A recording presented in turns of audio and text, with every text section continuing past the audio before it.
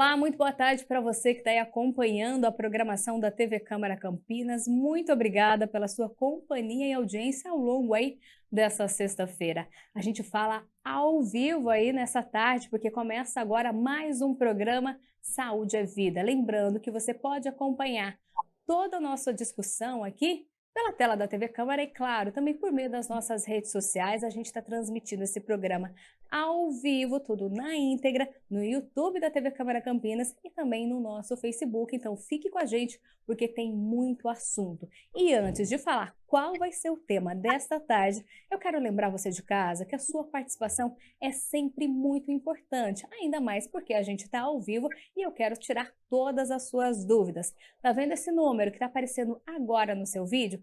É o nosso WhatsApp. Faz o seguinte, pega o seu celular aí, anota esse número. Se ao longo do nosso programa surgir alguma dúvida, é só mandar para a gente que o especialista que já está aqui na tela comigo vai tirar para você. Agora sim, vamos falar um pouquinho sobre qual vai ser o tema de hoje. A gente vai falar sobre gravidez. Tá pensando em engravidar, ter um filho, você aí, seu namorado, seu marido?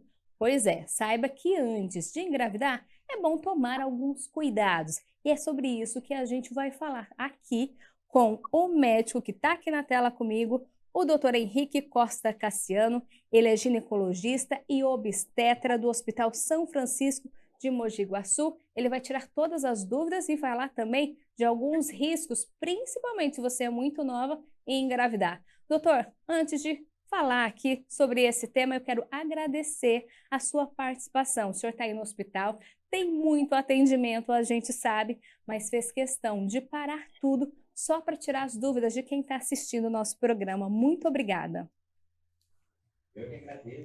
Eu que agradeço, Viviana, a oportunidade de estar aqui e falar um pouquinho a respeito desse tema tão importante. Então já vamos falar um pouquinho sobre esse tema, entrando aí na pergunta. Para a gravidez ocorrer tudo bem, o casal precisa se preparar, doutor? Ou falar assim, quero engravidar, já vamos tentar? Ou não, precisa ter uma preparação antes para que a gestação seja tranquila? Olha, Viviana, você fez uma pergunta e foi muito coerente essa pergunta, porque você perguntou a respeito do casal. E é exatamente isso, o casal precisa se preparar antes. Ao contrário do que todo mundo imagina, que a preparação deve ser feita só pela mulher, o mais recomendado é que o homem também se prepare para a gravidez. Realmente precisa fazer aí uma adequada avaliação antes de engravidar, é necessário fazer alguns exames antes de engravidar. É importante também já entrar com algumas vitaminas antes de engravidar. E tudo isso é feito com bastante antecedência. Na verdade, o interessante é que comece a fazer a avaliação com 3 meses de antecedência, para que dê tempo do organismo se preparar de maneira adequada para que essa gravidez ocorra da melhor maneira Doutor, possível. para engravidar, mulher que toma então anticoncepcional, o ideal ela é parar de tomar esse medicamento quanto tempo antes? O senhor disse aí 3 meses de preparação. Parar o anticoncepcional também 3 meses ou é melhor antes? O anticoncepcional com 3 meses está bom, porque com 3 meses, a mulher parando o anticoncepcional, a gente vai conseguir avaliar como está o ciclo menstrual dela, uma vez que para poder engravidar, precisa que tenha um ciclo menstrual bem certinho, que ele esteja ocorrendo de maneira bem adequada também. Então, parar com o anticoncepcional 3 meses antes também é uma boa ideia. Não precisa muito mais do que isso, 3 meses já é o A mulher então suficiente. parou de tomar um anticoncepcional, entrou em um acordo com o marido, vão querer ter filhos. Os exames que tem que fazer, é exame de sangue, é um ultrassom, o que tem que fazer? A mulher e o homem também, doutor? Olha, Viane, isso é uma questão que ainda não existe um consenso tão grande com relação a isso, mas o ideal seria fazer alguns exames de sangue. Nesses exames já vão estar ali sorologias para ver se tem algum tipo de doença que possa ser sexualmente transmissível. Vamos ver, analisar anemias, vamos analisar a tireoide, vamos analisar, fazer um exame de urina também. E o ultrassom também é muito importante para avaliar o útero, ver se existe algum mioma, alguma alteração uterina, alguma malformação uterina. Então, também é importante fazer o ultrassom. No homem, o exame mais importante é o espermograma, porque para ocorrer uma gravidez, para que tenha uma gravidez adequada e essa gravidez ela siga de maneira saudável, é importante também que o espermograma do homem esteja normal. Então é muito importante fazer o espermograma e às vezes é um exame que acaba passando batido, né? Às vezes o casal ele não se atenta a essa necessidade de pesquisar o homem também e é um exame que acaba passando Doutor, batido. decidiu ter um bebê, o casal. A mulher já deve, então, começar a tomar o ácido fólico? O senhor até falou, né, na sua primeira resposta, que tem que tomar aí algumas vitaminas, o ácido fólico é um exemplo? O ácido fólico é um exemplo, inclusive o ácido fólico é o principal deles, né? A principal vitamina que a mulher deve começar a tomar antes. Não só a mulher, também é importante que o homem faça uso do ácido fólico, mas existem outras vitaminas também que a mulher deve usar. O ferro mesmo, né? O sulfato ferroso é um exemplo delas. Além do sulfato ferroso, a mulher pode fazer uso de complexo B, de vitamina C, de vitamina E, vitamina A, enfim, existem várias vitaminas que a mulher pode começar a tomar antes da gravidez, mas sem sombra de dúvidas, a principal dela é o ácido Para a fólico. gente entender, né? Porque muitas mulheres aí tomam ácido fólico, mas na prática não sabe para que ele serve, por que é tão importante, por que tomar antes de ficar grávida. O ácido fólico ele é importante para a prevenção da doença do tubo neural do bebê. Então, existe uma alteração que pode ocorrer na formação do embrião, na formação do feto, e essa malformação ela é decorrente de baixos níveis de ácido fólico no organismo. Então, para prevenir essa formação neurológica no bebê, é necessário começar a tomar o ácido fólico antes de E o engravidar. pai também, tomando ácido fólico, ajuda nessa prevenção? O pai também é importante tomar ácido fólico. O ácido fólico também ajuda aí na formação do Doutora, a gente espermatozoide. falou aí de 3 meses, né, para o casal procurar um médico para se preparar para ter essa gestação tranquila. Só que a gente sabe que tem casais que engravidam logo na primeira tentativa. Agora outros ficam aí 1 ano, 1 ano e meio, 2. Tem que continuar tomando esses medicamentos, o ácido fólico, as vitaminas, os suplementos, até conseguir engravidar? Pode continuar tomando as vitaminas, não tem problema mesmo, porque as vitaminas elas são boas não só para a gravidez, né, mas para a vida nossa mesmo. E não existe um limite de tempo. Então a mulher ela pode sim, a mulher não, né, o casal, eles podem sim tomar a vitamina até quando acontecer a gravidez. Não existe um período determinado que ela necessita parar com as vitaminas. Isso levando em consideração que ela está tomando níveis adequados da vitamina, que normalmente é o que a gente tem no mercado mesmo, eles já vêm pronto para isso, então é difícil ocorrer uma superdosagem de alguma Doutor, o senhor vitamina. falou aí acontecer a gravidez. É normal demorar para conseguir engravidar?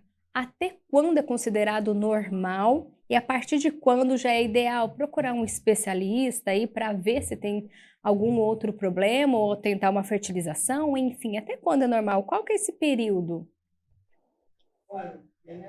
Olha, essa é uma pergunta curiosa mesmo, porque vamos supor assim, ó, o casal ele decide engravidar em um mês específico. Então o casal vai lá e conversa e fala assim, ó, vamos engravidar no mês de outubro.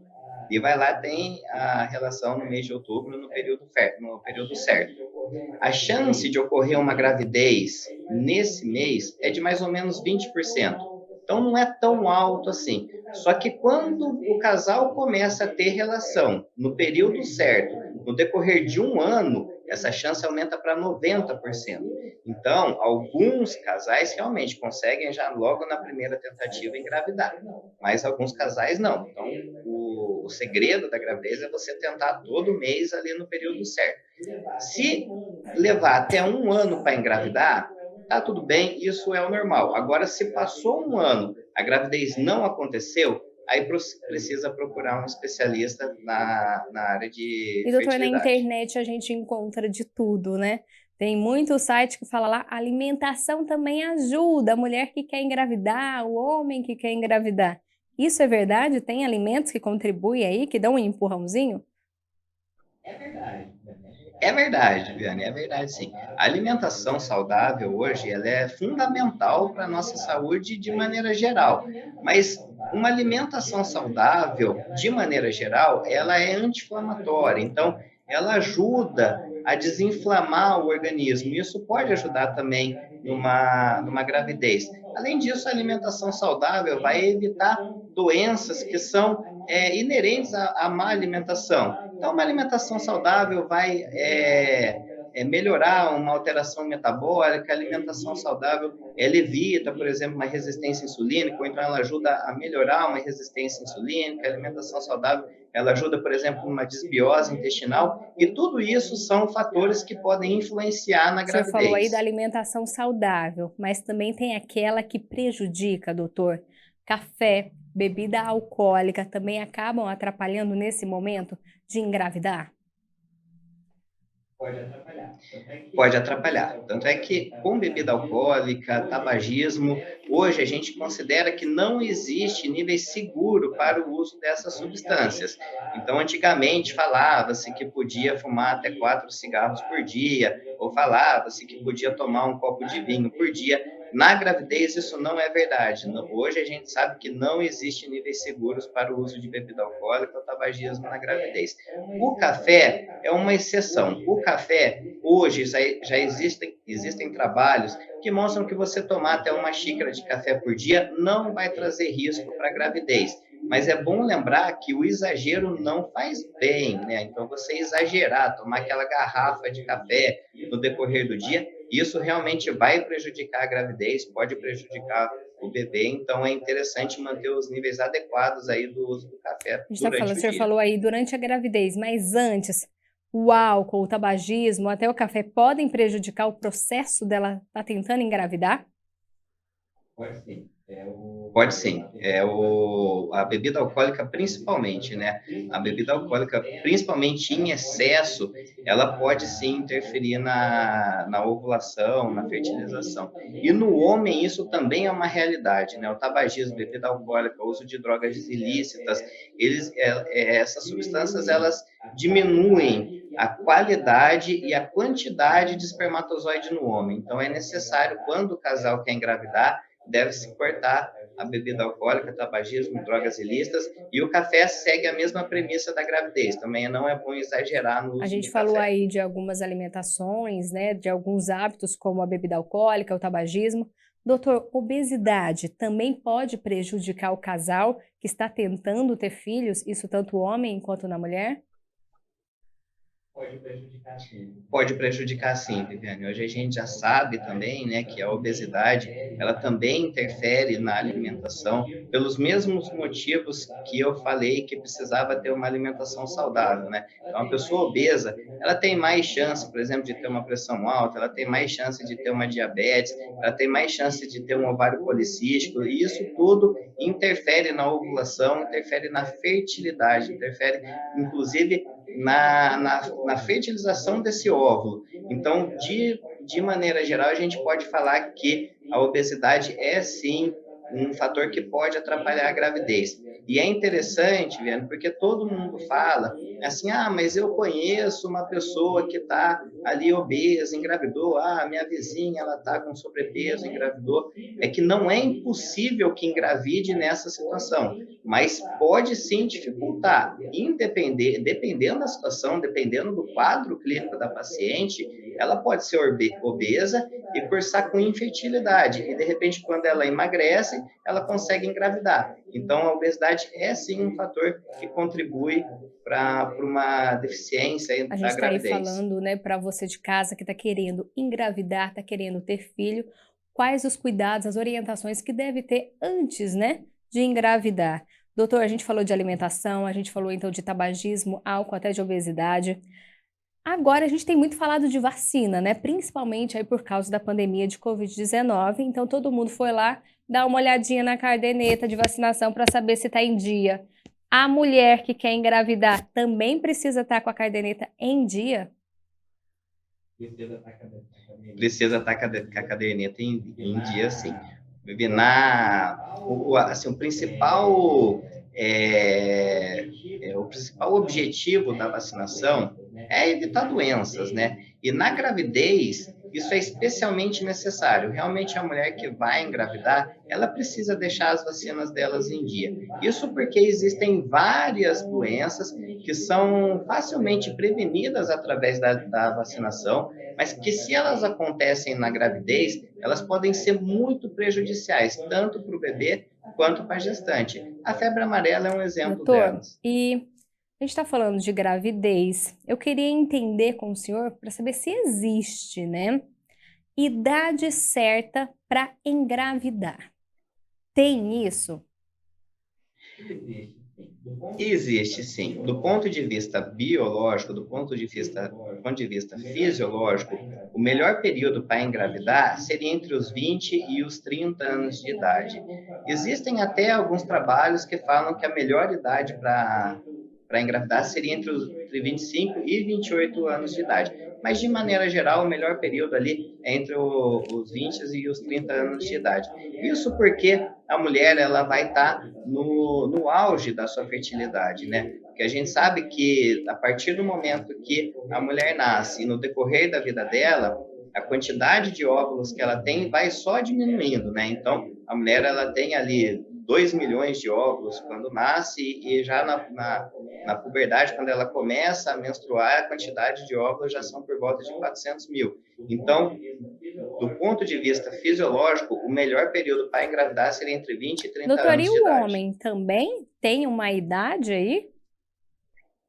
O homem também tem uma idade fértil, só que o do homem vai um pouquinho a mais do que o da mulher, né? O homem ele fica fértil mesmo, que a gente pode considerar que o homem está bem fisicamente, e a parte fértil do homem até uns 40 anos de idade, em alguns casos até 45, inclusive até 50 anos já é cogitado hoje na literatura. Mas o ideal mesmo seria que engravidasse também até os Doutor, 40 só anos que o de que a gente idade. vê na prática, né? Que as pessoas estão cada vez mais deixando para ter filho aí mais tarde, né? Tem uma idade máxima, fala, ó, até aqui dá para ter filho, depois vamos evitar? Não existe uma idade máxima, Viviane. Hoje, inclusive, a gente vê realmente aí as mulheres tendo bebê cada vez mais para frente, né? Cada vez mais velhas. A gente tem um exemplo, por exemplo, da Dira Paz, que engravidou, se eu não me engano, com seus 45 anos de idade. Então, não existe um limite. Mas é importante a gente salientar que quanto mais para frente for essa gravidez, mais riscos vai ter. E isso não tem muito como melhorar essa estatística, porque igual eu disse, isso tem relação com os óvulos da mulher, né? Conforme vai passando o tempo, os melhores óvulos vão sendo recrutados e vão ficando os piores óvulos para trás. Então, quando a mulher já está acima dos seus 40 anos de idade, a qualidade dos óvulos já não é mais a mesma. Então, existe mais chance de malformação fetal, existe mais chance, de repente, de acontecer um aborto espontâneo. Então, isso dificulta também a gravidez. Mas não existe um limite de tempo para a Doutor, mulher você engravidar. explicou aí a questão dos óvulos e com o corpo da mulher. Muda alguma coisa ela engravidar, o senhor disse aí até os 30 anos, e depois dos 40, qual que é a diferença? O que acontece com o corpo da mulher? Quanto mais ela vai deixando para frente aí para engravidar? Quais os riscos? Pode ter riscos também para o corpo?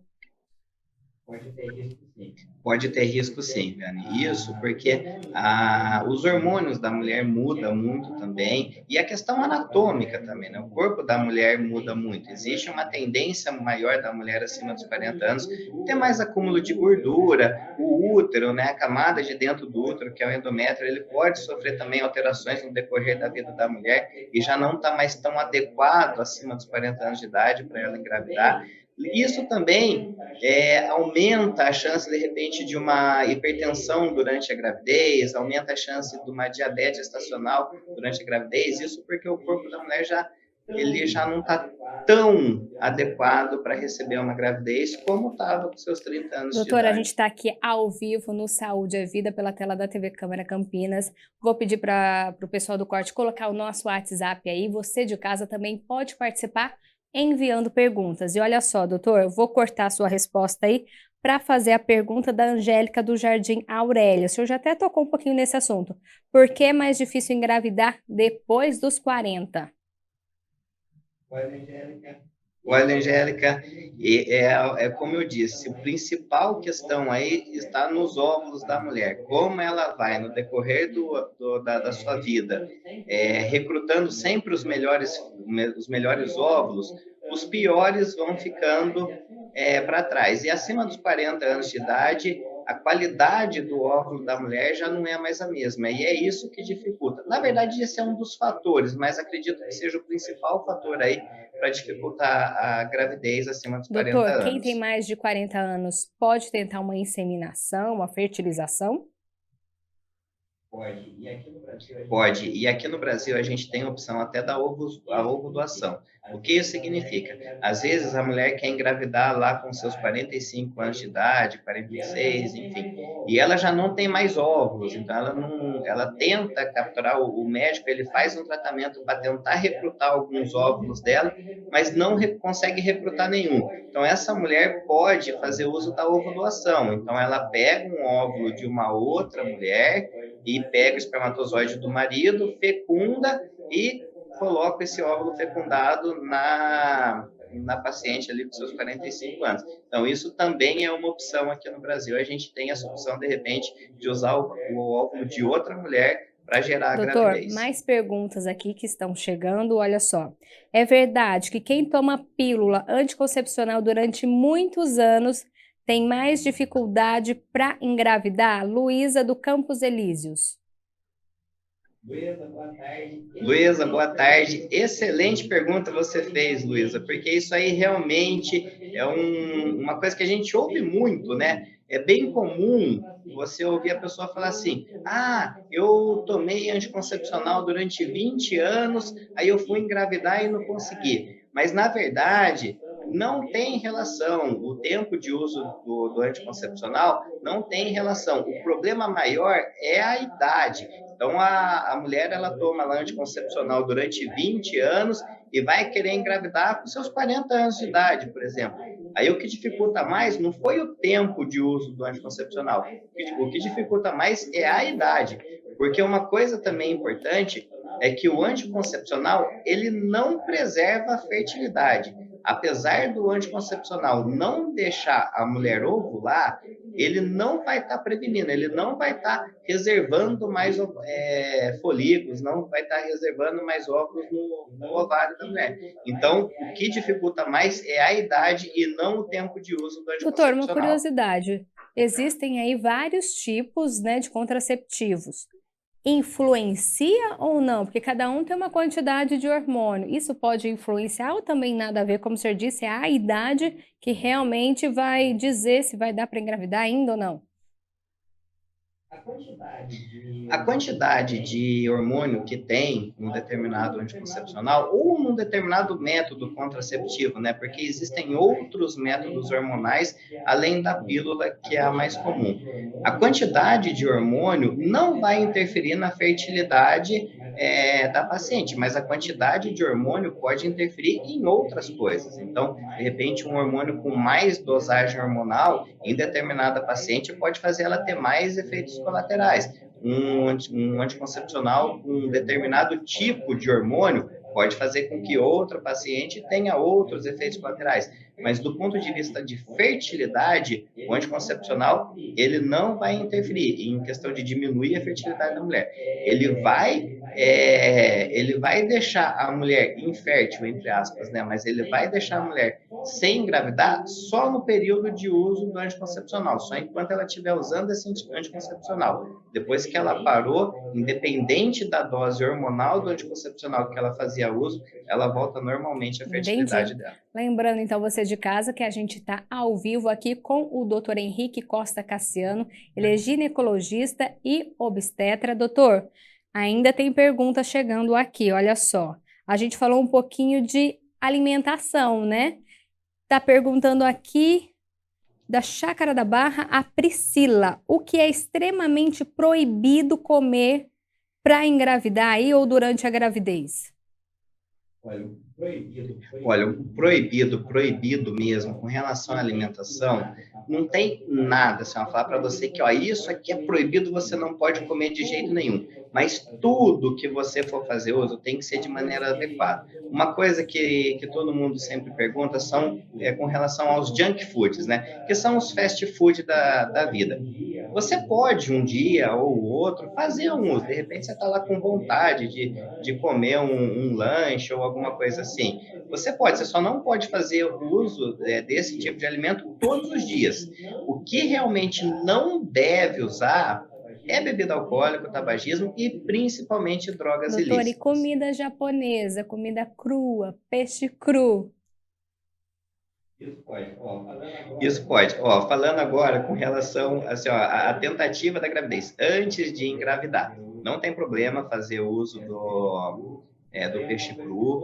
Isso aí é uma coisa que todo mundo pergunta e é bem curioso, porque se não pudesse comer comida japonesa, ninguém ia poder engravidar no Japão, né? Porque para eles lá é só comida. Então você pode sim fazer o uso da comida japonesa. A carne crua, a carne de boi, a carne de porco, de repente se ela tiver um pouco mais crua, durante a tentativa da gravidez, é importante tomar um pouquinho de cuidado, mas ainda assim pode fazer uso. Agora, se você for suscetível à toxoplasmose é uma doença que é transmitida pelas fezes do gato, mas que a gente também pode pegar ela através da alimentação. Então, se você for suscetível à toxoplasmose, aí é melhor evitar carne crua e tanto no período antes de engravidar quanto no período da Doutor, gravidez. Agora, o peixe não entendi. tem Doutor, problema. mais uma pergunta aqui da Luísa do Campos Elíseos. Ó, peraí, não. Não é da Luísa, não, doutor. É da Maria do Bairro Bosca, da Luísa eu já fiz. A pessoa que desenvolve diabetes gestacional obrigatoriamente pode ter diabetes após a gravidez? Se pegando o gancho da pergunta aqui da Maria do Bairro Bosque, quem tem diabetes antes de engravidar, como que deve ser o cuidado também? Olha, quem desenvolve a diabetes na gravidez, ela pode manter essa diabetes depois da gravidez, mas não é uma obrigatoriedade. Então, não necessariamente essa diabetes vai continuar depois da gravidez. Às vezes, e na maioria das vezes, depois que o bebê nasce, a glicemia ela acaba se controlando e a paciente não tem necessidade de manter o tratamento para diabetes depois da gravidez. Agora, quem já tem a diabetes, isso sim precisa um cuidado especial, principalmente para alimentação. Então, quem já tem a diabetes, quem já faz tratamento para diabetes, precisa manter os níveis glicêmicos, tem que fazer um tratamento muito adequado para manter os níveis glicêmicos normais e não colocar essa gravidez em risco. Durante a gravidez, essa paciente que ela já tem diabetes, também é necessário fazer vários exames, também é necessário fazer um acompanhamento um pouco mais próximo, fazer um acompanhamento um pouco mais ali delicado com relação a essa gravidez, para que essa diabetes não piore, né, durante o período Doutora, a gente está gestacional. falando aí sobre orientações para quem está pensando em engravidar e quer ter uma gestação aí tranquila. Só que veio aqui uma pergunta da Laura, do Satélite Íris. Em caso de gravidez não planejada, a falta de vitaminas, como o senhor citou, o ácido fólico durante toda a preparação, pode comprometer o desenvolvimento do bebê? Pode comprometer, mas não é tão comum assim disso acontecer. A gente, por mais que a gente assim, oriente a fazer uma gravidez planejada, o mais comum é que a gravidez aconteça sem querer, um descuido tal, e a gravidez ela acaba acontecendo de maneira inesperada. Mas na imensa maioria das vezes, graças a Deus, essa gravidez ela vai para frente, é uma gravidez que ela vai cursando dentro da normalidade. A chance de ter alguma coisa errada ainda é pequena. Quando você faz o tratamento antes de engravidar, você minimiza a chance de acontecer alguma coisa errada. Mas mesmo quando a gravidez acontece de maneira inesperada, na maioria das vezes ela vai seguir Doutor, normalmente. chegaram perguntas também de alguns homens aqui, olha só. Homens que tomam anabolizante tem dificuldades para ser pai? O João Henrique, do bairro Nova Campinas.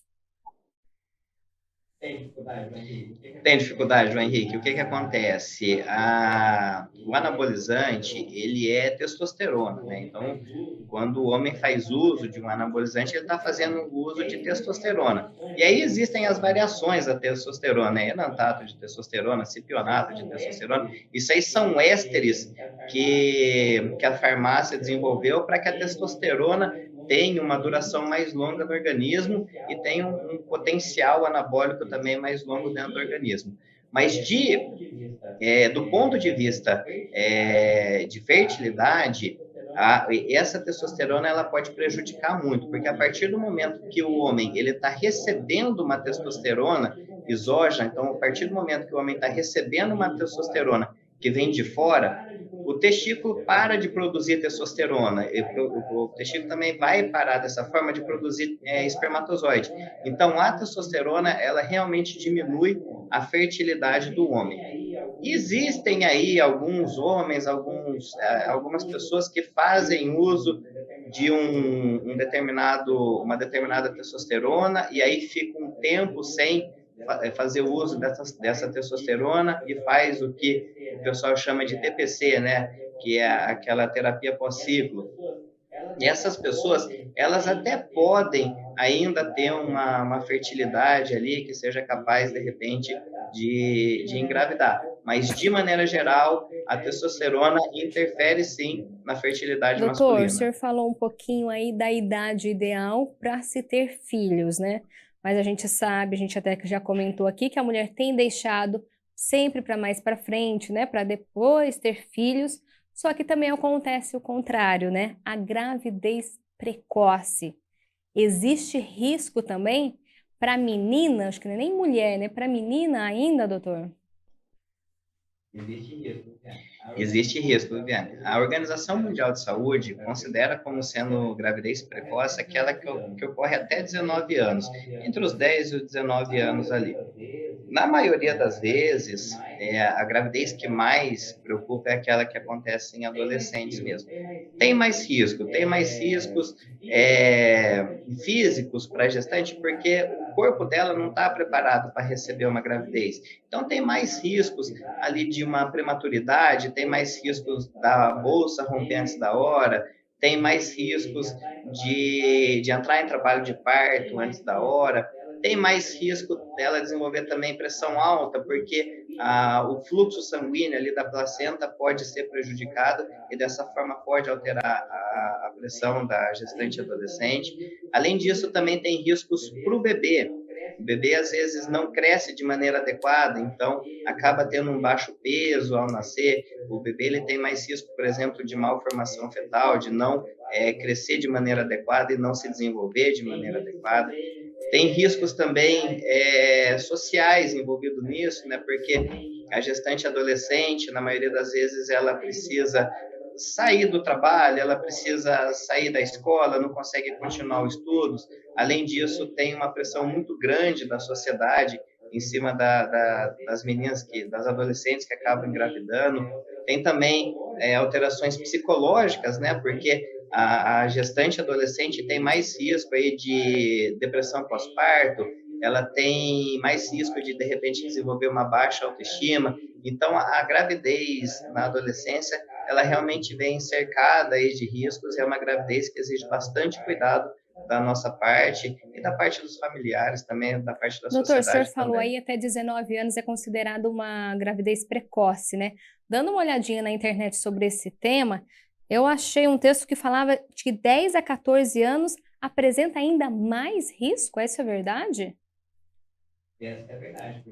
Essa é a verdade, porque de 10 a 14 anos é esse período em que realmente o corpo da gestante não está, o corpo da adolescente ainda não está mesmo preparado para receber uma gravidez. A partir dos 14 anos, já fica mais fácil, o corpo ele já está um pouco mais desenvolvido. Ainda não é o ideal, mas ele já está um pouco mais desenvolvido. Realmente, antes dos 14 anos, é uma gravidez mais Mesmo, né, complicada. com toda a menstruação, tudo, o corpo ainda não está preparado.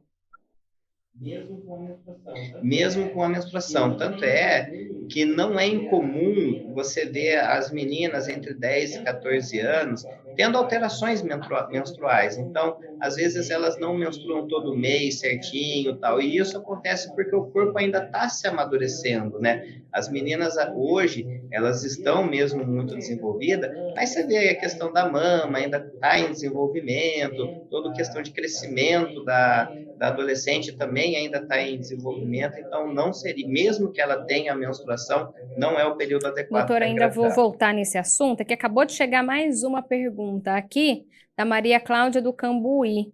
A mulher que tem o chamado útero invertido, é verdade que não pode engravidar? Existe tratamento?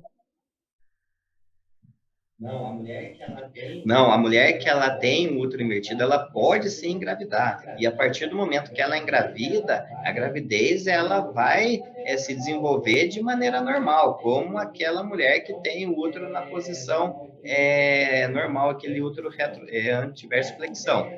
O que acontece, às vezes, é que pode ter uma dificuldade para engravidar, mas isso também é bem relativo. Alguns autores falam que existe uma dificuldade de engravidar em quem tem útero retrovertido, e outros autores falam que não existe nada, que a gravidez ela não vai ter dificuldade nenhuma para acontecer. Mas quem tem o útero em retroversão, quem tem o útero virado para trás, pode sim engravidar sem Doutor, problema nenhum. voltando então Pode falar. Inclusive, só cortando um pouquinho, né? Inclusive, durante a gravidez, o útero ele vai crescer normalmente, ele vai ficar na posição normal que ele tem que ser, então não interfere em nada durante a gravidez a questão do útero ser viradinho Doutor, para já então trás. voltando para a gravidez precoce e pegando esse gancho aí da sua última resposta, o corpo da menina que tem lá seus 13, 14, 15 anos, vai levar essa gravidez, ele vai se adaptando também para o bebê crescer dentro dela, vai ter espaço se ela for uma criança,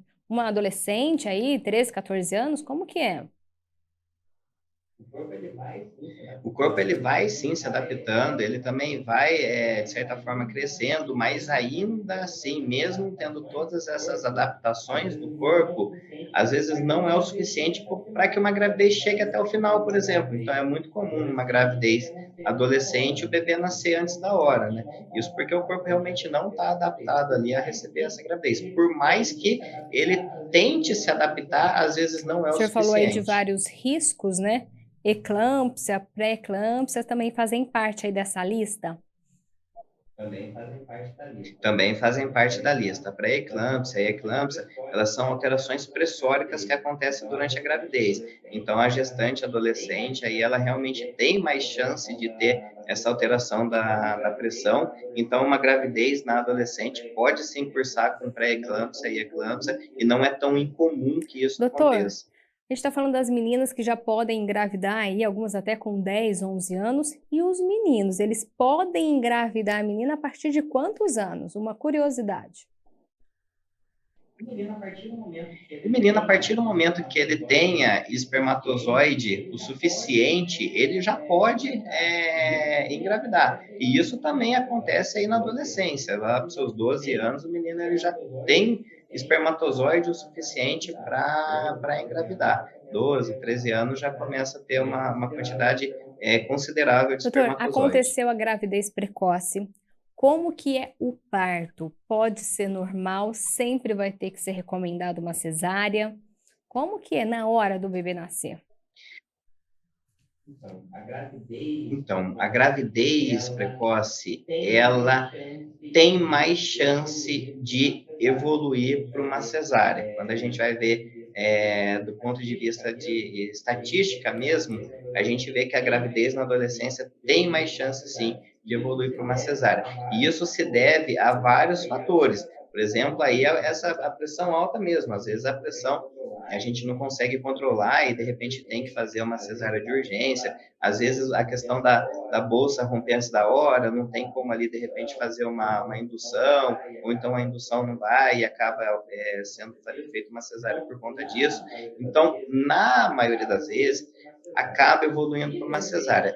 Se de repente a gestante ela entra em trabalho de parto, ela dilata perfeitamente e ela tem as condições de ter um parto normal, pode sim evoluir para um parto normal sem problema nenhum. Então, não existe uma contraindicação ao parto normal por questão da idade da paciente, mas em alguns casos acaba evoluindo mesmo para A cesárea. grávida novinha aí, de 12, 13, 15, também produz leite normalmente, doutor? Produz leite normalmente. Depois que tem a gravidez, depois que acontece o parto, existe a produção de um hormônio no organismo que vai favorecer a lactação.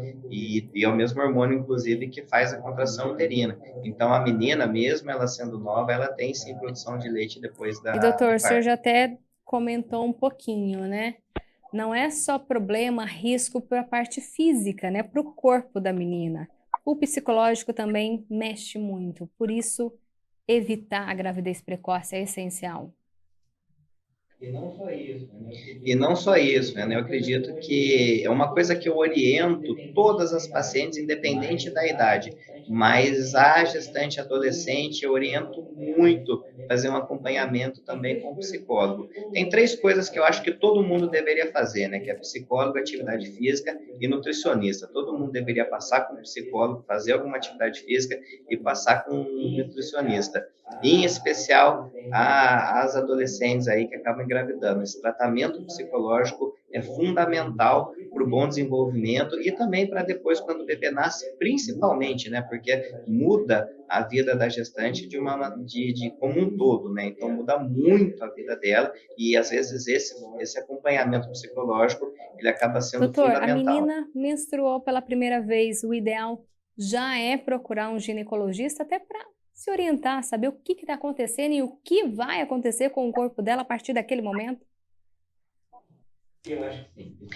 Eu acho que sim. Isso aí é uma orientação que está sendo cada vez mais difundida, né? Sempre tem aquela dúvida, fala, doutor, quando eu começo a levar minha menina no médico, quando eu começo a levar minha filha no médico, ou então até quando eu levo no pediatra e a partir de que idade eu levo no ginecologista. Então, o interessante é exatamente isso, na menstruação, a partir do momento que a menina começa a menstruar, já pode levar ela para o ginecologista.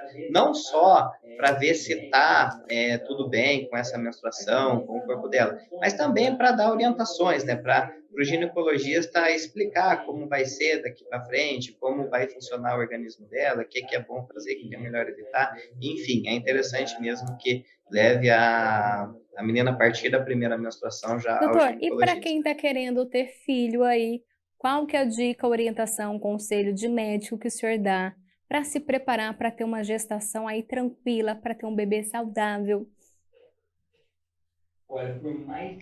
Olha, por mais trivial que possa parecer, do meu ponto de vista, o principal, atividade física e alimentação, são fundamentais para um bom desenvolvimento da gravidez. Não só isso, né? A atividade física e alimentação saudável é bom para a nossa vida como um todo, mas para a gravidez eu acredito que seja os principais pontos aí. Isso aí também não podemos esquecer das vitaminas que devem começar antes, que também são Tá aí, então, o fundamentais. recado do Dr. Henrique Costa Cassiano, ginecologista e obstetra, ele que trabalha no Hospital São Francisco de Mogi Guaçu, parou todos os atendimentos só para atender a gente nessa tarde de sexta-feira.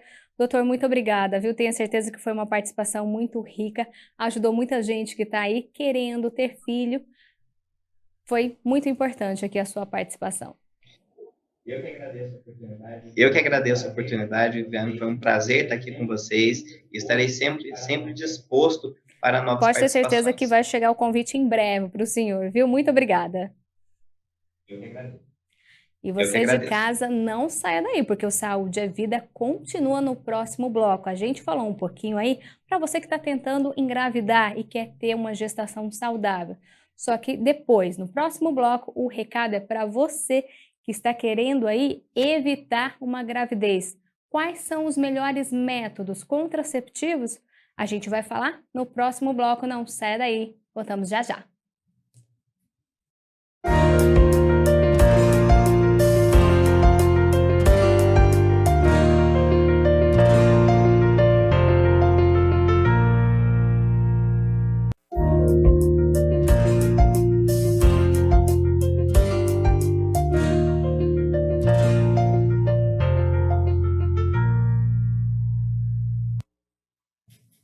Saúde e Vida de volta aqui pela tela da TV Câmara Campinas. A você de casa, muito obrigada pela sua companhia ao longo desta edição.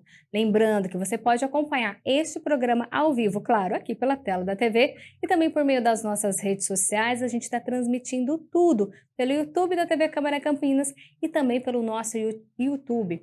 E lembrando também que você pode participar enviando perguntas. Tá vendo esse número que vai aparecer agora no seu vídeo? Ele é o nosso WhatsApp. Pega seu celular, anota aí. Se no decorrer aqui da minha conversa com a especialista tiver alguma dúvida, manda pra gente que na hora ela responde. Agora voltando ao tema de hoje, no primeiro bloco a gente falou um pouquinho sobre gravidez. Os cuidados que o homem e a mulher devem ter antes de engravidar para que a gestação ocorra aí de maneira tranquila.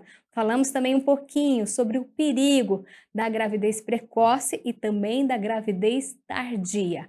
O recado foi para quem está querendo ter filho e agora o recado é para quem não quer ter filho. Por isso, a gente convidou, olha só, a médica que está aqui na tela comigo é a Isabela Nelly Machado. Ela é ginecologista obstetra e coordenadora do Departamento de Ginecologia e Obstetrícia da Sociedade de Medicina e Cirurgia aqui de Campinas. E é ela que vai falar quais são os métodos, o que utilizar, qual é o certo, o errado, tem perigo ou não? Doutora, antes de tirar as nossas dúvidas, eu quero agradecer a sua participação mais uma vez aqui no Saúde e Vida Parou Tudo, só para falar com a gente ao vivo nessa tarde de sexta-feira. Muito obrigada, eu que agradeço a oportunidade, um assunto tão importante, e vou tentar esclarecer para quem está nos assistindo, para vocês aí, o que a gente pode ter de melhor aí nesse assunto que é tão importante. Doutora, então para a gente entender, a mulher pode engravidar a partir de qual momento ficou menstruada pela primeira vez, já pode engravidar? Na teoria, sim. Você está dizendo a primeira vez lá na primeira menstruação da adolescência, teoricamente, sim. A gente sabe que nos primeiros 2 anos de funcionamento do eixo, né, de funcionamento do sistema reprodutivo, não está funcionando tudo 100%, é como se fosse um empreendimento novo, né, no sentido assim de o carro está pegando ali, mas teoricamente sim, então já é um momento para se preocupar. Doutora, e a menina virgem também pode engravidar? Pode. A menstruação ele é um grande marcador de que o sistema, o eixo da ovulação já está funcionando. Mas em algumas mulheres, em algumas meninas, muitas vezes o eixo hormonal que libera a ovulação começa a funcionar antes que desça a menstruação, a primeira menstruação. Então, a gente tem que ficar atento a outros sinais que o eixo está funcionando. Os sinais que a gente chama de sexuais secundários, mama, pelos, que se a mulher já mostra que ela tem esses sinais desenvolvidos, teoricamente já existe o risco de gravidez, mesmo antes de surgir a primeira menstruação. E doutora, a gente sabe que existem aí vários medicamentos, vários métodos, né, para evitar a gravidez. Como a senhora disse aí, pode acontecer logo na menina novinha. E esses medicamentos e esses métodos, a partir de qual idade ou em qual momento da vida da mulher ela pode começar a utilizar? É uma boa pergunta, mas na verdade, o que a gente tenta evitar, vamos falar do que a gente não deve utilizar, né? Os métodos de barreira não têm limite de idade, então são os mais indicados para logo de início. Então vamos imaginar uma menina bem novinha que começou agora a sua vida sexual, e junto praticamente com a vida sexual, né, no sentido hormonal, né, começou a ter suas primeiras menstruações e já começou a atividade sexual, ela deve usar os métodos de barreira. Nos primeiros 2 anos de ciclos menstruais, a gente tenta evitar os métodos hormonais. Veja bem, não é uma contraindicação absoluta, mas como o eixo dos hormônios está começando a funcionar, a gente tenta evitar essa sobrecarga hormonal. A gente daria preferência para os métodos não hormonais. Entendi. Doutora Isabela, a gente está aqui ao vivo dentro do Saúde é Vida. Doutora, a gente está ao vivo, a gente está com um pouquinho de delay com a doutora Isabela, por isso a gente vai dar uma reiniciada aqui no sistema para que esse delay saia e vocês de casa entendam a informação de maneira bem correta. Foi coisa rápida, a nossa equipe já trocou tudo aqui, já agilizou a internet. Doutora Isabela, então, ela que está conversando com a gente, Nelly Machado, ela é ginecologista e obstetra, está falando com a gente aí sobre os métodos contraceptivos. Doutora, agora a gente já diminuiu aquele delay, programa ao vivo é assim mesmo. Doutora, pesquisando aqui na internet, como a gente já disse, né, são vários os métodos. Vamos tentar detalhar aí um pouquinho. Eu peguei alguns aqui, a senhora me fala se são esses mesmos. Pílula anticoncepcional. Ela evita a gravidez. É a mais famosa, a mais utilizada? É a mais famosa, vamos dizer assim, porque é a mais antiga de experiência. Mas quando a gente fala de pílula, a gente está jogando aí um grupo ainda muito grande, tá? Mas vamos dizer, pílula anticoncepcional são todos os métodos que são tomados em forma de comprimido pela boca, via oral. Mas mesmo dentro desse grupo chamado pílula anticoncepcional, existem vários tipos. Existem as pílulas de um hormônio só, existem as pílulas com a combinação de 2 hormônios, existe a pílula com intervalo, pílula sem intervalo para menstruar. Então, nesse grupão aí tem vários tipos, mas sim, as pílulas acho que são desde a década de 60, né, são as mais utilizadas e por isso ganha aí tanto esse destaque.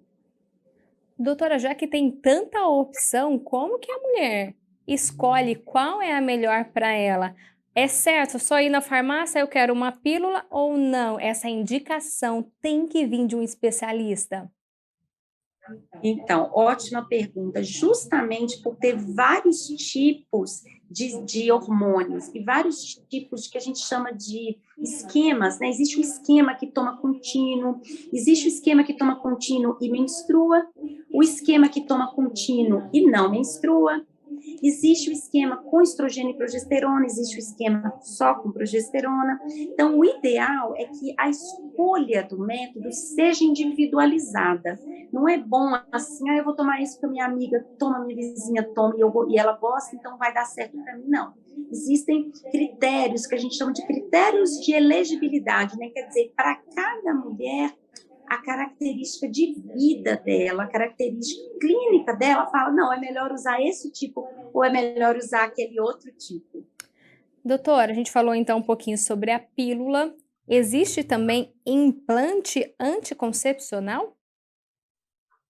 Isso, existe o implante, no Brasil a gente tem um implante, quando a gente fala implante, é um pellet, né, um dispositivo que a gente coloca no subcutâneo, debaixo da pele, a gente coloca nessa região aqui do antebraço, né, do braço, e a gente coloca, não é uma cirurgia, tá? É um pequeno procedimento, apenas os profissionais que são treinados devem fazer esse procedimento, mas é um implante que põe na gordurinha do braço, dura por 3 anos. E ele vai liberando o hormônio? É assim que funciona? Ele libera pequenas quantidades de hormônio aos poucos. O hormônio, ele fica, vou explicar de uma maneira assim mais fácil, ele fica grudado no plástico, né? O plástico que é o dispositivozinho que é inserido, e aí, por dia, ele vai liberando esse hormônio. A pessoa, a mulher que escolhe esse tipo, né, de método, o implante, ela chega a menstruar ou não?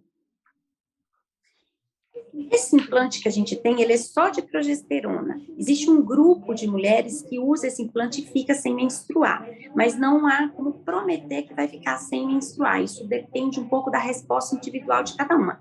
Varia aí de 20% a 40% das mulheres que usam esse implante ficam sem menstruar.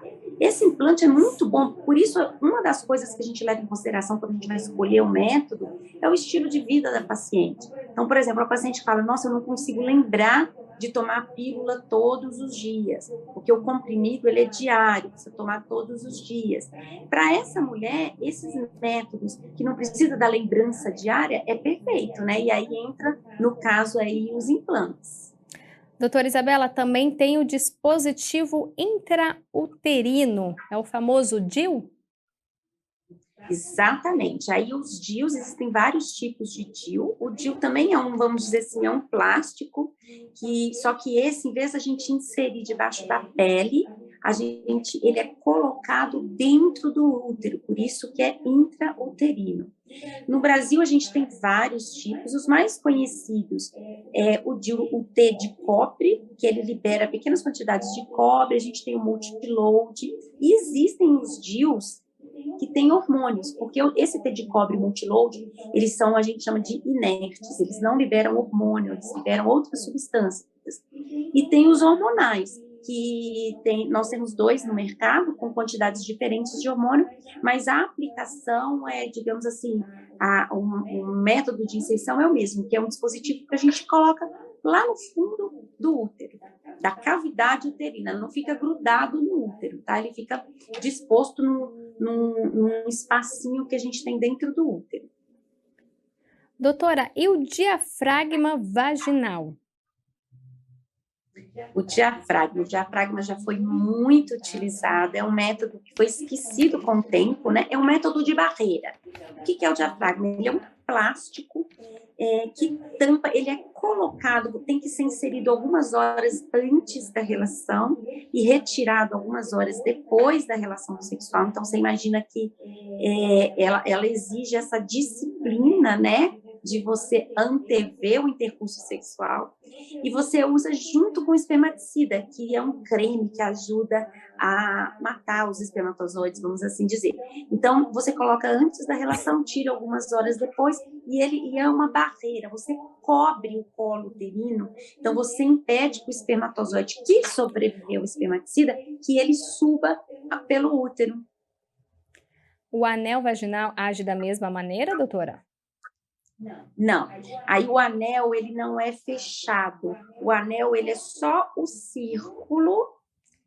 Vamos entender que o diafragma é um círculo tampado, então você tem um círculo e o círculo é tampado. O anel vaginal, não, o anel vaginal é só o círculo. E o anel, ele libera hormônios por 21 dias. Então, o anel, ele é mais prático nesse sentido. Não existe essa rotina de ter que ser colocado e tirado antes e após o intercurso sexual. Você coloca o anel no início do ciclo, 3 semanas depois você tira o anel vaginal, ele fica ao redor do colo do útero, ele se ajusta ao colo do útero, fica 3 semanas lá, depois você tira o anel, você menstrua, né, tem esse sangramento de privação, espera uma semana e coloca novo anel. O intervalo são 3 semanas para trocar o anel. E a própria mulher consegue colocar o anel? A própria mulher consegue. Se a mulher não tiver o costume de se tocar, né, mesmo por dentro da vagina, a gente ensina na consulta, ensinamos as posições, como que é mais fácil. Ela coloca para a gente ver o primeiro anel para ver se entendeu. A gente faz mostrar como que ela checa se o anel está no lugar correto. E também é um método muito bom para as esquecidinhas, né? Porque você imagina que não tem que ficar tomando todos os dias, então você coloca, deixa 3 semanas, só tem que lembrar do dia de tirar, mas hoje em dia você põe lá para apitar daqui 3 semanas, e daqui 3 semanas você retira o anel. E doutora, e o anticoncepcional, o injetável, a famosa injeção aí, também ajuda quem esquece? Exatamente. Então, esses métodos, eles surgiram depois, né, justamente para esse padrão de pacientes, assim, que não consegue lembrar, ou às vezes tem um problema fica muito à mostra, né, o comprimido, e ela não quer que todo mundo ali que convive com ela saiba que ela está tomando aquela medicação. Então, é só mais uma via de administração. E aí a gente tem os injetáveis, que tem também estrogênio com progesterona juntos, que são injetáveis mensais, então a paciente aplica todo mês no mesmo dia. Aí a gente tem uma tolerância aí de uns 3 dias, às vezes, para não cair no domingo, o paciente não ter como tomar no domingo, não é também assim, a ferro e fogo naquele dia, mas é uma injeção a cada 30 dias. E também tem a injeção só de progesterona, que é uma a cada 3 meses, então a cada 90 dias a paciente aplica uma injeção, que, aliás, esse método, ele é um dos mais seguros. Esse e o implante subcutâneo são um dos métodos mais seguros, porque eles são de longa duração e não depende de muitos fatores ambientais, vamos assim dizer. Doutora, a senhora disse aí desses métodos mais seguros. Laqueadura também é considerada aí um método para evitar a gravidez? Exatamente, a contracepção definitiva feminina, que é a laqueadura tubária, é um método contraceptivo, só que diferentemente desses que a gente acabou de comentar, é um método considerado definitivo. Apesar que a gente sabe que a sua eficácia não é 100%, é próxima de, mas é considerado um método de contraceptivo, só que é definitivo. Então, são naqueles casos, precisa avaliar com bastante, de preferência por uma equipe, né? Com psicólogo e que a mulher consiga decidir que sim, ela não quer mais, porque depois a reversão dessa cirurgia, em algumas situações ela não é possível ou não é desejada. A gente falou aí, a laqueadura então é para a mulher e para o homem, é a vasectomia? Isso, e a vasectomia seria a contracepção definitiva masculina. Que também não tem O como único voltar atrás, método, doutora? é o único método masculino de contracepção, né, vigente no Brasil. A do homem também. A princípio, quando a gente decide e a gente indica esses métodos chamados definitivos, o casal, a pessoa que está decidindo, ela tem que estar em mente que ela está tomando uma decisão definitiva. Existem algumas situações onde é possível a reversão, tanto da vasectomia quanto da laqueadura tubária, mas são procedimentos mais delicados, que nem sempre são possíveis, e muitas vezes acaba não sendo possível mesmo fazer, e o casal, o homem ou a mulher separado, que se arrependem dessa decisão, precisam partir para os procedimentos de reprodução assistida. A gente está aí falando então de alguns métodos contraceptivos e não pode deixar de falar, né, da camisinha. Tem a feminina e também a masculina. Exatamente, dos métodos de barreira a gente falou do diafragma, né? Lembrando que o diafragma, só uma coisinha do diafragma, o diafragma precisa ser medido, tá? Você não pode ir na farmácia comprar o diafragma, porque o ginecologista tem que medir, uma medida que a gente faz através de um toque vaginal, porque existem tamanhos diferentes, tá? Da vagina, e a gente precisa fazer essa avaliação antes. E os outros métodos de barreira são a camisinha feminina e a masculina. A camisinha masculina, ela é mais fácil de usar, tem mais aceitação, é um método contraceptivo e excelente também para evitar as doenças sexualmente transmissíveis, né? E a camisinha feminina também é disponível, ela é um pouco mais difícil de inserir, vamos assim dizer, e aí não houve muita aceitação na nossa população brasileira, tá? Acho que por questões até culturais mesmo, mas é um método também muito bom, tanto para evitar as doenças sexualmente transmissíveis quanto a gravidez. Doutora, a gente está falando aí em métodos para evitar a gravidez. A pessoa utilizando um desses que a gente citou, mesmo assim, pode vir a engravidar? A gente vê muito vídeo na internet, principalmente mulheres que usam o DIU. Na hora do parto, o DIU está lá na cabecinha do bebê. Existem, para todos esses métodos, existem dois índices que a gente mede, tá? Existe um índice que a gente chama de índice de Pearl, que é assim, é o número de gravidezes para cada 100 usuários por ano, mas isso em condições, digamos assim, praticamente laboratoriais. E existe o índice que a gente chama de falha do método, que é, digamos, no dia a dia, o que a gente vê clinicamente. Você imagina que todos esses métodos, ele depende muito da adesão dessa mulher, né? Por exemplo, o comprimido, se esquece, se toma cada dia num horário, se está tomando alguma outra medicação, esqueceu de avisar que estava tomando contraceptivo, e algumas medicações cortam o efeito do contraceptivo oral. Ou então algumas situações, por exemplo, do DIU, que ele sai do lugar, ele não está no lugar certo onde deveria estar, então a eficácia diminui. Existem todos esses fatores, tá? Então, por isso que precisa ser discutido qual que é o melhor. Eu volto lá na minha fala, não só do ponto de vista clínico, né? Quais as doenças essa mulher tem, quais os remédios ela toma, mas também o estilo de vida. Às vezes, para a gente tentar diminuir esses fatores que são externos, né? Para uma menina, por exemplo, que mora, que está estudando, trabalhando, trabalha o dia inteiro, estuda à noite, mas às vezes na rotina dela fica mais difícil a gente encaixar uma pílula que precisa ser tomada diariamente no mesmo horário. Talvez é mais fácil uma injeção que ela vai tomar ali todo dia 10, todo dia 15, e aí para ela passa a ser mais eficaz. Mas tem que tomar na data certa, a aplicação tem que ser correta, né, com um profissional que sabe aplicar, que é justamente isso, que é o uso na prática do método. Doutora Isabela, a gente está ao vivo aqui na tela da TV Câmara Campinas, o nosso WhatsApp é esse aí que está aparecendo no seu vídeo. Doutora, sobre esse tema estão chegando aqui algumas perguntas. Elisa Matias, ela não falou o bairro, mas ela pergunta o seguinte: quais hábitos podem interferir na eficácia da pílula anticoncepcional? É isso que a senhora respondeu agora. Alguns medicamentos, então toda vez que prescrever, que algum outro médico te prescrever uma medicação, sei lá, vou fazer um tratamento, um tratamento dentário, vou fazer um tratamento de estética que usa algumas medicações, às vezes, que interferem com o eixo hormonal. Precisa avisar o médico, fala, olha, eu tomo esse anticoncepcional, vai interferir com a função do anticoncepcional? Então, medicamentos é o carro-chefe.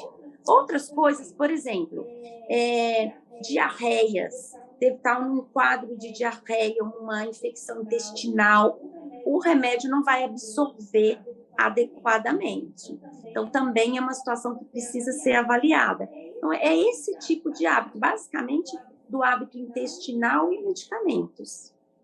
E tem que tomar corretamente, né? Todos os dias, preferencialmente dentro do mesmo horário. Não dá para ser, eu vou tomar hoje de manhã, amanhã de noite, isso também diminui a eficácia. Toma um, esquece dois. Aí também vai diminuindo a eficácia do método. Doutora, essa pergunta, viu, da Patrícia Pereira. Esqueci de tomar a pílula um dia. Ela falou um dia. Pode engravidar? Pode. Aí a gente tem que avaliar qual pílula ela usa, porque a gente sabe, por exemplo, que as que têm progesterona pura, elas têm um efeito um pouquinho mais a longo prazo. Então, talvez esquecer uma não seria, assim, motivo de se preocupar muito. Então, depende do tipo de pílula e depende em qual, eu falo com os pacientes assim, em qual número da caixinha estava essa pílula. A gente sabe que as pílulas, as 11 primeiras pílulas, né, as 10 primeiras pílulas do início do ciclo, principalmente pílulas de dosagens baixas. Hoje em dia a gente tem pílula com 15 microgramas de estrogênio, né? Então essas pílulas, elas inibem o eixo no início do ciclo. Então quanto mais no início do ciclo você tiver, maior a chance de falhar. O ideal é esquecer uma pílula, toma a que esqueceu, toma a de hoje e pelos próximos 3 a 5 dias associa um método de barreira. É o mais garantido, né? E doutora? É o mais garantido. Tem mais pergunta aqui chegando. A gente está falando de pílula. A Augusta aqui do bairro Centro. Ela fala assim, posso começar a usar pílula por conta própria? Em qual momento começar a tomar? Ela está falando da pílula, mas qualquer outro método contraceptivo, ou até injeção, ou implante, tem um momento que ela tem que colocar uma data do mês, antes da menstruação, no meio, depois, quando e como começar aí a se proteger dessa forma? Olha, eu vou responder essa questão aí do quando, hein? Mas assim, não tome por conta própria. A gente discutiu aqui um pouquinho antes, né? Dos riscos de, às vezes, você ter uma contraindicação para aquele método que você não sabia que você tinha. Às vezes, aquele método não é o mais adequado, nem o mais seguro para você. Mas, uma vez que você já sabe qual que é o método mais adequado, cada um deles tem um dia certo de começar. De uma maneira geral, o ideal começar um método novo sempre no primeiro ou no máximo no segundo dia do ciclo, que a gente considera que o ciclo começa no primeiro dia da menstruação. Então, no primeiro ou no segundo dia da menstruação, você inicia o método novo. Se a paciente já está em uso de um método seguro, por exemplo, tal, por exemplo, é um dos métodos que fica sem menstruar, como que a gente faz? A gente não vai ter o dia da menstruação para calcular. E aí a gente poderia começar não estando nesse momento da menstruação. Por exemplo, a paciente usa um injetável mensal, o trimestral, né, que é só de progesterona, e já tem um ano que ela não menstrua, agora ela quer colocar um DIU. Não dá para esperar ela menstruar para colocar o DIU. Se ela estiver dentro do prazo da validade da última injeção, pode ser colocado mesmo sem estar menstruada. Mas, de uma maneira geral, no primeiro ou no segundo dia do ciclo. Doutora, a senhora deu o exemplo aí do DIU. Tem uma pergunta aqui da Joana Dark dos Amarais. Qual a idade mínima para colocar o DIU?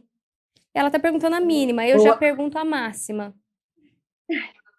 Boa pergunta. Há um tempo atrás, se você pegasse uma literatura mais antiga, falava que existia uma contraindicação para adolescente usar DIU. Hoje isso já caiu por terra, tá? As contraindicações de DIU são muito poucas, basicamente infecções vigentes no útero ou no colo, malformação uterina, sangramento que você não sabe a causa, gravidez, né? Quando você não pode descartar a gravidez. Mas tirando essas contraindicações que são raras, qualquer mulher pode usar o DIU, tá? E também não existe idade máxima. Vai depender um pouco da indicação, né? Por exemplo, uma mulher está com 49, 50 anos, já está aí próximo ao período onde a menstruação já vai terminar, o seu ciclo reprodutivo já está no fim. Talvez não valesse a pena usar um método que tivesse tão longa duração, mas isso não é uma contraindicação. Tá? Então, a princípio, qualquer idade. Doutora, uma pergunta que tem chegado aqui bastante, duas na verdade. Anticoncepcional engorda? Faz bem ou mal para a pele? Catarina Sanches está perguntando, a Lilian, a Thalita, pergunta em comum aqui. Perfeito, é uma queixa, uma dúvida bastante comum, né, das mulheres antes de usar. Eu vou começar pela mais fácil de responder, que é a da pele, tá? O anticoncepcional, quando a gente fala anticoncepcional, vamos voltar lá no início da nossa entrevista, que existem vários tipos. E aí os anticoncepcionais que têm estrogênio, eles tendem a melhorar a pele. Inclusive, alguns dermatologistas nos encaminham essas pacientes para que a gente associe no tratamento do acne, né, das espinhas no rosto, usar um hormônio de anticoncepcional junto, tá? E existem alguns progestágenos que eles ajudam muito no tratamento da acne.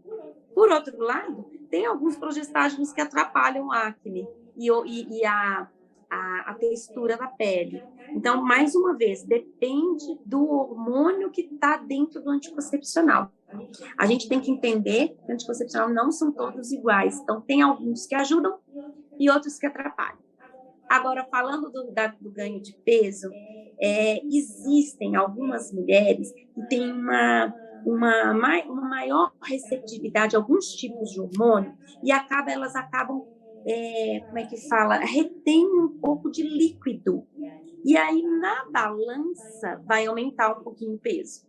Mas o teor de gordura do corpo, a composição corporal em termos de gordura, já existem muitos trabalhos que acompanharam milhões de mulheres ao longo de 10, 20 anos, e não existe essa associação com o ganho de gordura, mas de peso na balança, às vezes pode acontecer.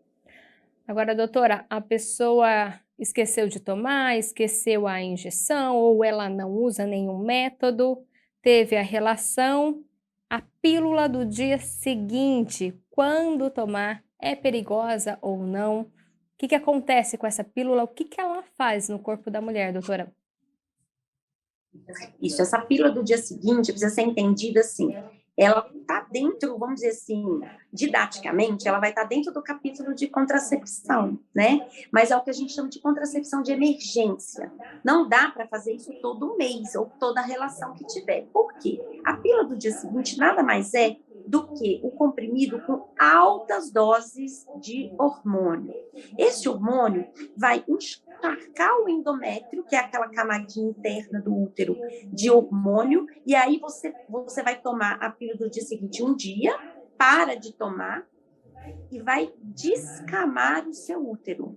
Então, o útero vai desmoronar a parte interna, que é o endométrio, e vai sair um sangramento tipo menstruação. Então, veja bem, se a mulher tiver tido uma relação que, por um acaso, tiver tido algum encontro do espermatozoide com o óvulo, a fecundação, esse ovinho, né, que é o espermatozoide mais o óvulo, vai sair junto com esse sangramento, ou seja, vai impedir que essa mulher se torne grávida.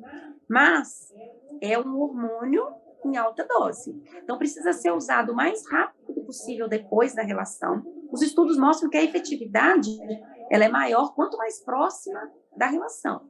E que até 72 horas tem um bom resultado. Depois de 72 horas, aí já não tem muita eficácia. Então, seria até 72 horas. E tomar cuidado só para que isso não torne uma rotina. E aí os seus hormônios vão ficar completamente atrapalhados. Porque você imagina que você fizer isso 2, 3 vezes no mês, você levar um choque hormonal em altas doses. Diante disso, isso. Exato. Diante disso, doutora, quantas vezes pode recorrer à pílula do dia seguinte? Então, não existe um limite, tá? Mas, digamos assim, você imagina que aquele mês você deu um choque hormonal. O ideal seria que o seu corpo deixasse um tempo para que ele voltasse a um fluxo normal, só daí uns 2 ciclos, para que todo o hormônio seja regularizado. Então, não existe isso na regra, tá? Mas se você usar 2, 3 meses seguidos, vai dar uma confusão hormonal que pode ter consequências a longo prazo. Entendi. Doutora, a gente falou aí de alguns métodos, né, que envolvem medicamentos, hormônios, e os métodos naturais. Eles realmente funcionam? Tem aqui tabelinha, coito interrompido, checar a temperatura, né? Ah, tá mais alta, é melhor não. Isso funciona na prática? Realmente diz alguma coisa ou não? Funciona sim, desde que a mulher seja extremamente regulada.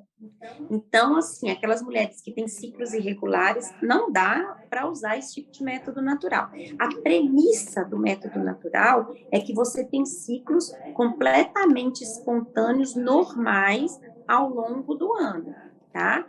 Porque, por exemplo, o método da tabelinha, para que a gente ensine a mulher a calcular, ela tem que trazer anotado os 6 últimos ciclos dela na consulta. Aí a gente faz uma continha e fala, você vai evitar a atividade sexual da data tal à data tal do mês.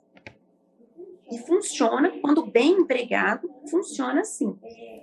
Esse também de associar com a tabelinha da data a temperatura corporal, o aspecto da secreção vaginal, isso tudo ajuda bastante, tá?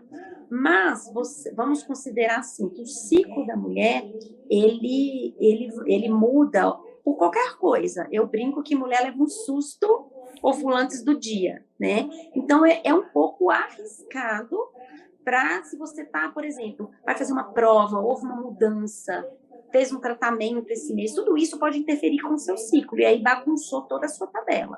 Mas numa situação de estabilidade emocional, estabilidade afetiva, de vida e de ciclo menstrual, funciona. Mas é dos métodos naturais, eles que mais falham justamente por isso, porque depende de muitos outros fatores, né? E o coito interrompido, doutora? O coito interrompido funciona, desses aí é o que funciona menos, né? E o porquê? Na verdade, as pessoas fazem o coito interrompido, às vezes, de uma maneira incorreta, tá?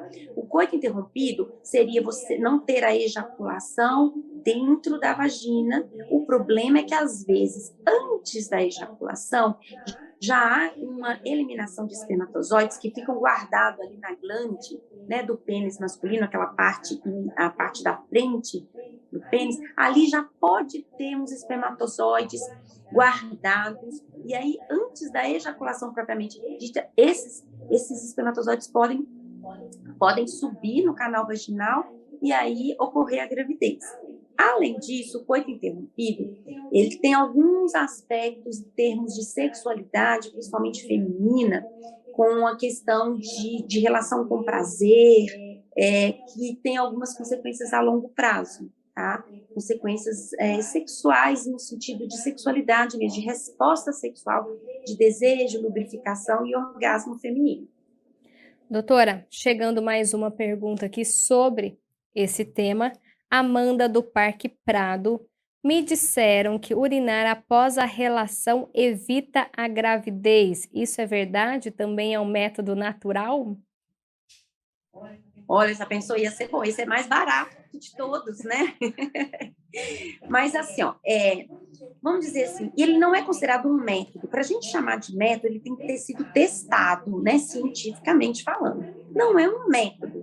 Mas vamos imaginar o seguinte: teve a relação, e aí a ideia é que você fica na posição ereta, e aí no vaso sanitário você vai eliminar os espermatozoides ali junto com o ato de urinar.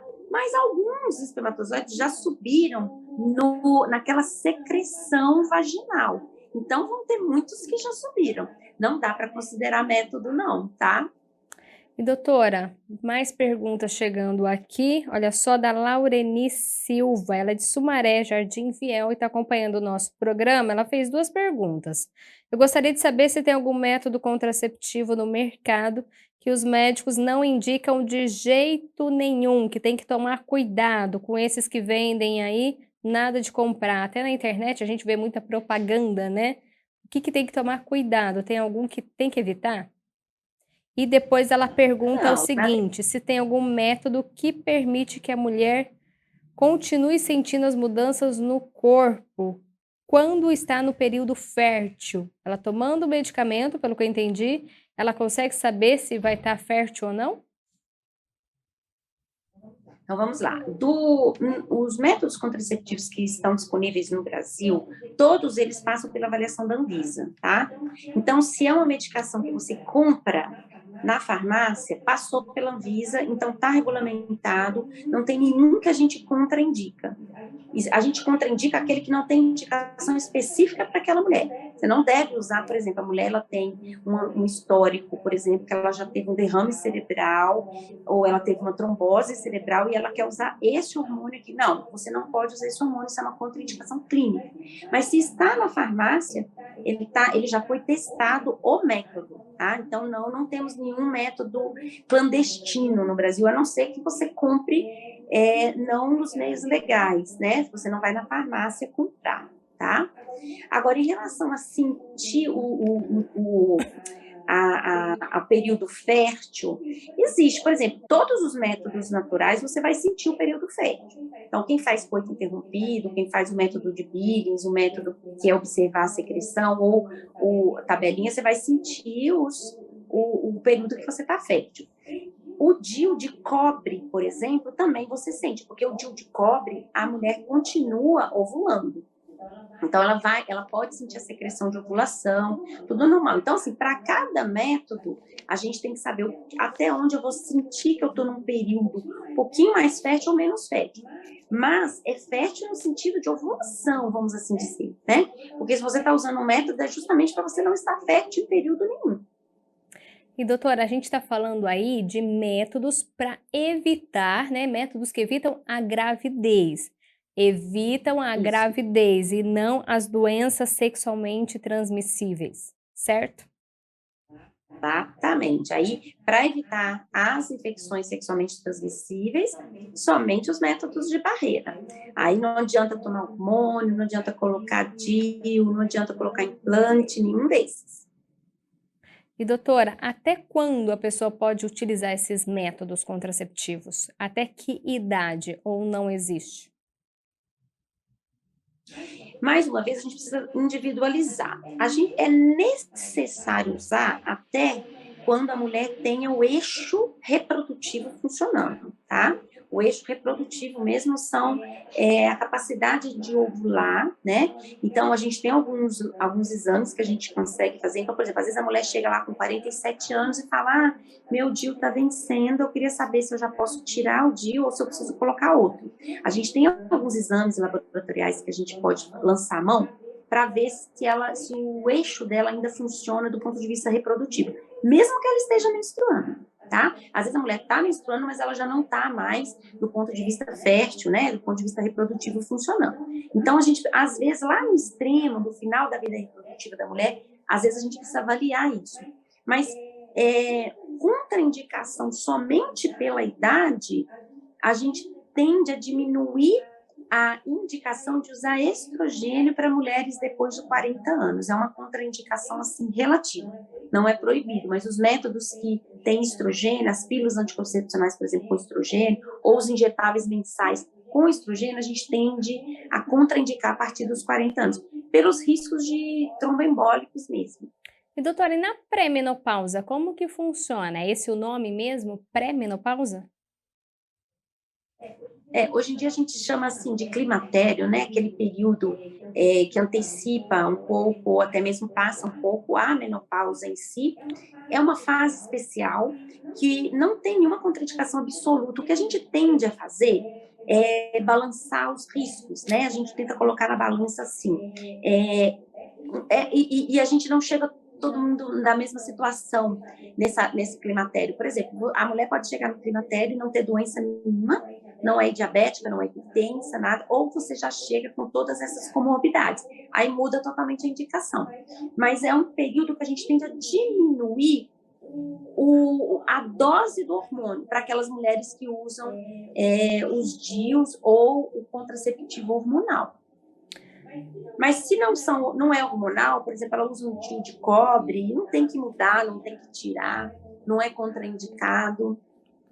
Doutora, e qual que é a sua orientação, então, para quem está assistindo a gente, quer evitar a gravidez usando aí os medicamentos, os métodos que existem, os não naturais?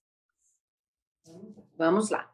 Primeiro passo, tem que procurar informações, tá? A informação segura, não é a informação que eu ouvi dizer. Então, a gente tem que procurar uma informação que seja mais adequada, porque existem muitos métodos, como a gente apresentou aqui. Existem vários tipos. Quando a gente chama de DIU, a gente não está falando que só existe um tipo de DIU. Quando a gente fala de anticoncepcional, não existe só um tipo de anticoncepcional. Então, a gente precisa conhecer os métodos, se informar deles, mas precisa de uma avaliação clínica. Precisa uma avaliação clínica ginecológica completa, uma avaliação de risco de tudo, né? Desde o exame físico até a história da pessoa mesmo. Porque não existe o melhor método contraceptivo. Se tivesse uma mensagem para eu deixar aqui hoje, seria essa. Não existe o melhor método, nem o pior método. Existe o melhor para você, assim como existe o pior para você. E você só vai saber se você procurar uma ajuda qualificada. E doutora, para quem não quer utilizar nenhum medicamento, quer utilizar o método natural, tem alguma orientação? Sim, aí para quem quer usar os naturais, aí também tem que procurar um profissional que está capacitado para te orientar. A gente viu aqui que existem algumas nuancezinhas, às vezes tem algumas continhas que a gente precisa fazer, alguns detalhes clínicos que a gente precisa explicar, a maneira correta de observar esses dados clínicos. Então, o ideal é procurar um profissional que seja acostumado com esses métodos para te orientar da melhor maneira possível, não fazer baseado num achismo ou num mito aí que pode te levar a uma gravidez não desejada, que é o pior quadro que a gente pode ter, né? Que é uma gravidez não planejada e não desejada. Doutora Isabela, eu estava já encaminhando aqui para o encerramento do programa, mas chegaram mais 2 perguntas aqui para eu fazer. Eu vou fazer primeiro a da Daniela, do Bom Retiro de Hortolândia. Quero parar de tomar pílula. Qual outro método contraceptivo não hormonal que posso utilizar? É seguro? Sim, não deve parar de uma hora para outra, né? A pílula anticoncepcional, ela precisa ser tomada todos os dias, porque assim, amanhã ela já não está funcionando mais. Então, se você parar, no mês seguinte que você parou o método, você já está assim, livre para engravidar. Então, não pare sem orientação, tá? E aí tem que decidir, tem que entender por que você quer parar esse método, para a gente escolher um que não tenha a parte ruim da pílula que você não quer mais. Você não quer usar hormônio? Não. Então, sem hormônio, a gente vai ficar com os DIUs não hormonais, os métodos naturais e os métodos de barreira. Doutora, a pergunta agora é da Guilhermina, do bairro Taquaral. Meu marido fez vasectomia, posso confiar ou devo utilizar mais algum método contraceptivo? Ótima pergunta também. A vasectomia, diferentemente da laqueadura tubária feminina, a vasectomia a gente precisa checar se ela realmente funcionou. Então, o homem faz a vasectomia e um tempo depois, geralmente 3 meses depois, ele precisa fazer um exame, que é um espermograma, não é um exame de sangue, é um exame do sêmen, para ver se funcionou. Se fizer esse exame e mostrar que não tem nenhum espermatozoide no sêmen, pode ficar tranquila. Em relação à gravidez, vocês estão seguros. Agora, se ele não fez o teste, aí o ideal é que você use algum outro método até que ele faça esse teste. Doutora, uma última pergunta aqui. Matilda Vila Teixeira. É possível saber os dias férteis a partir do muco vaginal? A senhora até já comentou um pouquinho sobre isso. Sim, é possível sim. O muco, ele tem a qualidade do muco, as características do muco, ela muda ao longo do ciclo, né? E aí a gente tem como saber o período que você está mais fértil e menos fértil. Tem até no mercado aqui, no Brasil a gente não tem tanto, mas na América do Norte tem uns kits que você compra para avaliação desse muco e da temperatura. É bem interessante. A gente tem poucos aqui no Brasil, mas são úteis sim, dá para saber sim. Doutora, aqueles testes de farmácia de ovulação funcionam também? Funcionam também. Só que é uma mensagem boa aqui para a gente deixar. Eles são mais úteis para quem está querendo engravidar. Porque para quem não quer, ele funciona assim. Você faz o teste, vamos supor que ele dê negativo, hoje significa, hoje não está um bom dia para engravidar. Ele não está dizendo que é impossível engravidar, ele está dizendo que não é o melhor dia para você tentar engravidar. Então, para quem está querendo engravidar, quando ele dá o positivo, ok, hoje está um bom dia para você tentar engravidar, então ele funciona. Mas para quem quer evitar, não é muito bom. Doutora Isabela, não para de chegar pergunta aqui. Eu preciso encerrar. Por isso, eu já vou deixar o convite aqui para a senhora participar mais uma vez do Saúde é Vida e te pedir também para deixar um recado final para quem está assistindo a gente nesse momento e não quer ter filho. Tudo bem, então vamos lá. O direito à gravidez é um direito adquirido, né? Um direito contemporâneo, a gente não pode abrir mão dele. A gravidez não desejada e não planejada é um problema de saúde pública e é um problema pessoal também, individual, né? Então, por isso é tão importante a gente conversar sobre os métodos contraceptivos. Não procure informações em fontes que não são seguras, porque existem muitos mitos, muitos conceitos errados sobre os métodos contraceptivos. Os métodos são vários, nós temos no Brasil muitos, nós temos a grande maioria deles, inclusive, disponíveis no Sistema Único de Saúde, né, disponíveis para toda a população. Então, não deixe de se informar e procurar qual que é o melhor método para você. E em qualquer dúvida, não deixar que essa dúvida se transforme num pesadelo, né? Tem as informações, hoje a gente tem muito mais facilidade de acesso à informação.